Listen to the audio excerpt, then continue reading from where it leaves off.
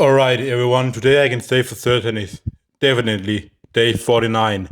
And as always on Saturdays, we have the max effort lower, which for this day consisted of a deficit deadlift. And I don't know if any of you have ever experienced this where you have like so much excitement for a training, looking forward to it for the whole week. That is like how I felt towards this training.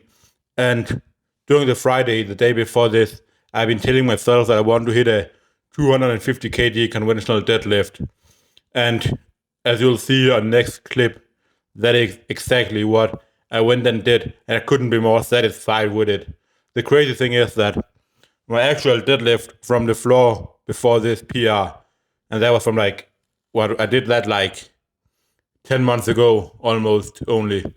Um, and back then I hit like 240 and then I failed 260.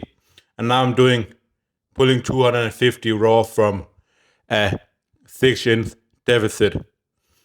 So yeah, the max effort day is definitely starting to be my most exciting day of training, just because it's so fun to just build up to a different lift every single week, where you really don't have much of an expectation. Like I'm gonna have a little bit of an idea about how strong I'm going to be, because I know like how strong I am from the floor, how strong I am with a different bar in the squat, and stuff like that. But I don't know 100% for certain. Like I have a number in my mind that I know I want to hit around, but even if I don't hit that, it's not the end of the world. It's more about just learning to strain, as I've said before. That's what the max effort day is all about. But yeah, I think it's really fun to go and just work up to a single every single week. Um, the way I'm doing it right now is that I have 4 days in a row and then a week off from the max effort, where I just do some conditioning work instead for my central nervous system to recover. And the ratio between squat and deadlift is 3 to 1. So I squat for 3 weeks and deadlift 1 week, and then I have a deload. Um, yeah, and as long as you don't go and like absolutely kill yourself on every single week with a max effort, like get nosebleed and hype yourself up like fucking crazy, then it's not going to be so hard as you can recover. Like I really hype myself up towards these days. I just make sure I get a good sleep, that I eat enough, that I'm well hydrated, and that I'm focused towards the training. I don't go and have like smelling salts and fucking yell around in the gym, stuff like that. I just focus and then everything come together.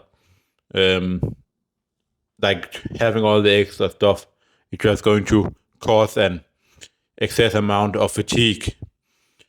Um, and yeah, basically for my max effort method, I only go to RP9 because you can get the same benefits of straining and actuating the high threshold motor units, and the most explosive muscle fibers by going just to RP9.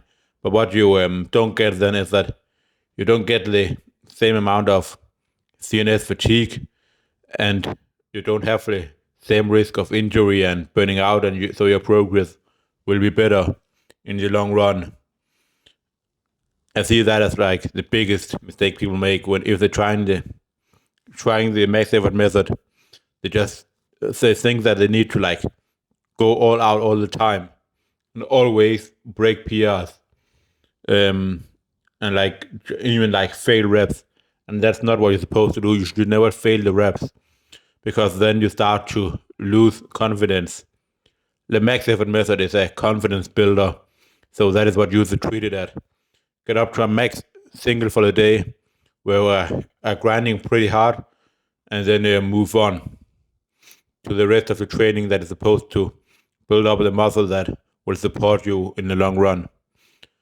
Um, And another thing as well, when you're doing the max effort method, don't change too many things from your main movement. Like I'm using the high bar squat as my main movement when I'm thinking about it. That's the one I want to be strong in. So when I'm squatting, I'm not changing more than one or two variables. So for example, I might do front squat, I might add a pause.